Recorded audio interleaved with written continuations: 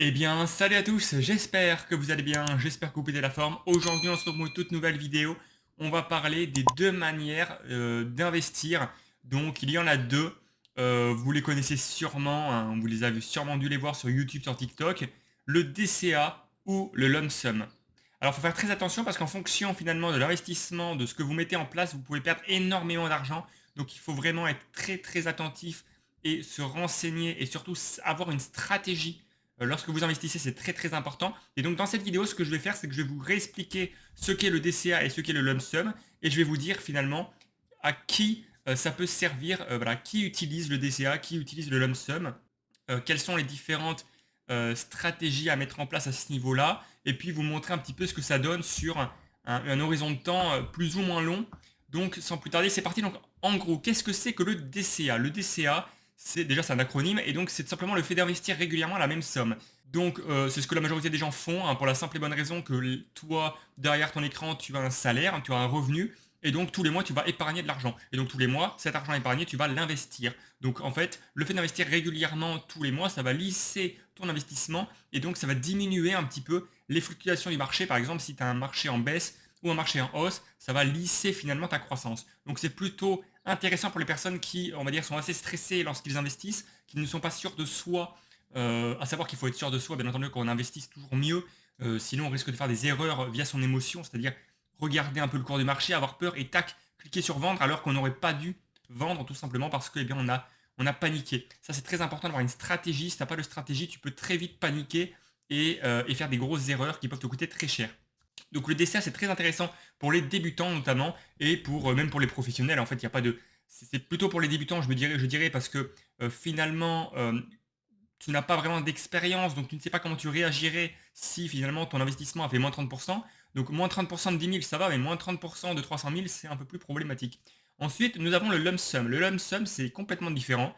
C'est tout simplement le fait d'investir une somme en une seule fois. Donc au lieu d'investir régulièrement tous les mois comme le DCA, tu vas investir l'entièreté. Donc ça, c'est plutôt pour les personnes qui ont eu un héritage, qui ont vendu leur voiture, qui ont récupéré de l'argent, voilà, qui ont une certaine somme assez conséquente à investir en une seule fois.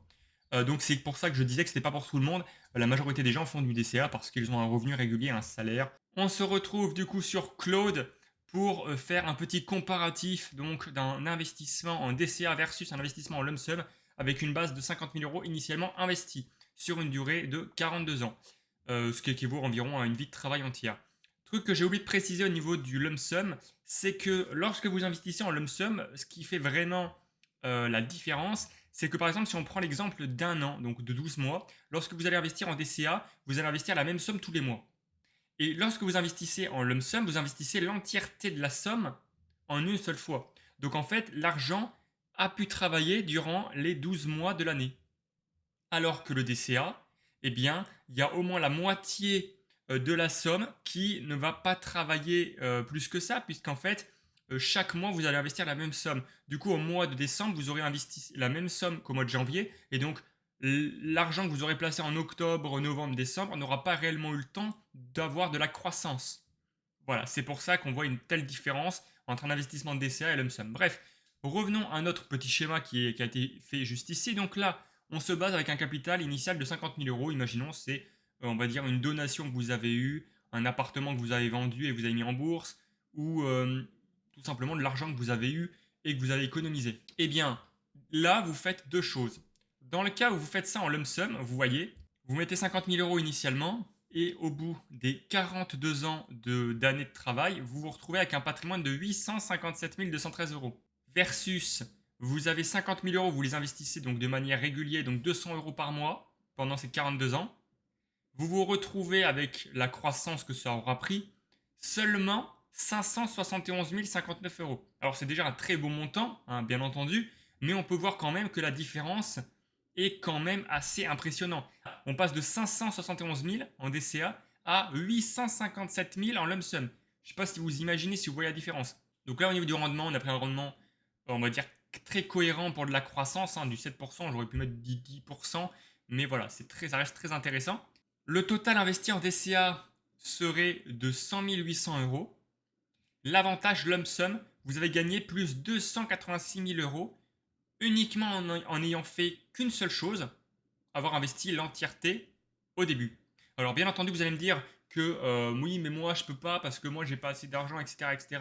J'ai pas eu de donation. C'est compréhensible et voilà, c'est pas, il n'y a pas de, voilà, chacun fait comme il veut et chacun fait comme il peut. Surtout, c'est ça le plus important. Le plus important, c'est pas de se comparer. Ça ne sert à rien de se comparer. Il y aura toujours des gens plus pauvres, il y aura toujours des gens plus riches. L'objectif, c'est d'avancer petit à petit et surtout d'avoir pris conscience qu'investir était important pour vous dans un premier temps, mais aussi pour votre future famille et votre famille actuelle. Parce que n'oubliez pas que ce que vous faites maintenant, ça portera ses fruits dans le futur. Et le plus important, c'est d'en avoir pris conscience, d'avoir eu le mindset, d'avoir eu le déclic, de vous dire, ok, les 50 euros là que je dépense par exemple pour aller manger au McDo, c'est une habitude que j'ai pris, et bien peut-être que je pourrais, je sais pas moi, l'investir.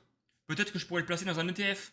Peut-être que je pourrais acheter des actions aussi au niveau des actions et des ETF. Petit aparté, investissez plutôt en croissance, surtout quand vous êtes jeune. Pourquoi? Parce que vous êtes jeune, donc la croissance, c'est quand même assez intéressant, c'est même plus intéressant. D'une part et de deux, il n'y a pas de frottement fiscal, parce que si vous achetez des ETF dividendes et des actions à dividendes, vous allez avoir la friction fiscale, c'est-à-dire que vous allez être imputé des impôts. Il y a 31% qui vont être prélevés de vos dividendes. Par exemple, vous avez 10 euros de dividendes, il va vous en rester 8. Voilà. Donc ça, c'est plutôt dans une optique de rente. Mais dans une optique de croissance, dans une optique de créer un patrimoine, de se développer, surtout quand vous êtes jeune, voilà. Prenez plutôt de la croissance. Voilà, petit conseil en tout cas. Au départ, j'étais un peu comme les débutants, hein, c'est-à-dire que je voulais toucher à tout, j'investissais un peu dans tout. Je prenais des actions à dividendes, des actions croissance, des ETF, etc. Et en fait, j'avais pas de stratégie. Et en fait, c'est avec le temps, en regardant des vidéos, en me formant, en lisant des livres, que ma stratégie a commencé à se mettre en place. Et c'est comme ça que je me suis forgé, on va dire. Je me suis dit, ok, je suis jeune, j'ai 23 ans, donc maintenant je fonce, je fais pas n'importe quoi, je fais full croissance. Et lorsque je voudrais, on va dire, être plus libre financièrement parlant, on va dire, à ce moment-là, eh bien, je pourrais, parce que j'aurai un patrimoine qui aura été en full croissance, donc qui aura capitalisé comme jamais, sans avoir été ralenti par les impôts qui prélèvent chaque année à cause des flat tax, etc. Et donc voilà, tout simplement. C'est une stratégie qu'il faut que vous ayez, parce que sans stratégie, eh bien, vous ne pouvez pas avancer, et voilà, tout simplement, c'est beaucoup plus compliqué. Moi, personnellement, pour tout vous dire, si j'avais le choix, je ferais du lump sum à 100%. D'ailleurs, l'argent que j'ai économisé depuis petit, je l'ai tout simplement investi en lump sum en début d'année dernière. Et c'est comme ça que voilà, là, je dois avoir environ 6 000 € de plus-value latente. Plus-value latente aussi, pour ceux qui ne savent pas, c'est de la plus-value qui n'a pas été officialisée parce que les actifs n'ont pas été vendus. Donc voilà, tout ça pour vous dire que ça m'a énormément aidé. Je ne pense pas que je serais arrivé à ces mêmes montants de plus-value latente, à ces mêmes rendements, si j'avais fait un DCA. Tout simplement parce que bien, la majorité de mon argent, il y aurait une partie qui aurait été investie en début d'année, l'autre partie en fin d'année, et donc en fait, ça n'aurait pas été aussi important, aussi impactant. Donc voilà, c'est pour ça que le lump sum, si vous avez la possibilité de le faire, eh bien, d'après moi, c'est vraiment quelque chose de très important. Mais attention, il faut le mental, parce que si vous êtes assez sensible aux variations, restez sur le DCA. Le plus important, c'est de bien dormir. Donc voilà, si vous n'êtes pas serein avec les variations du marché, le DCA est pour vous. Et si eh bien, vous êtes YOLO comme moi et que vous n'avez pas peur des baisses de marché parce que vous savez que ça monte sur le long terme et que vous êtes convaincu, surtout c'est le plus important, eh bien, le lump sum est fait pour vous. Voilà, bien entendu, il faut l'argent qui va avec. Bref, j'espère que cette vidéo vous aura plu. Et voilà les amis, la vidéo est finie, j'espère qu'elle vous aura fait kiffer, j'espère qu'elle vous aura plu. Petite vidéo comme vous l'avez pu constater, hein, c'était pas une vidéo très longue aujourd'hui. Mais voilà, j'espère qu'elle vous aura plu. Je vous laisse vous abonner, commenter, partager. Et puis moi je vous dis à la prochaine pour une prochaine vidéo. Peace.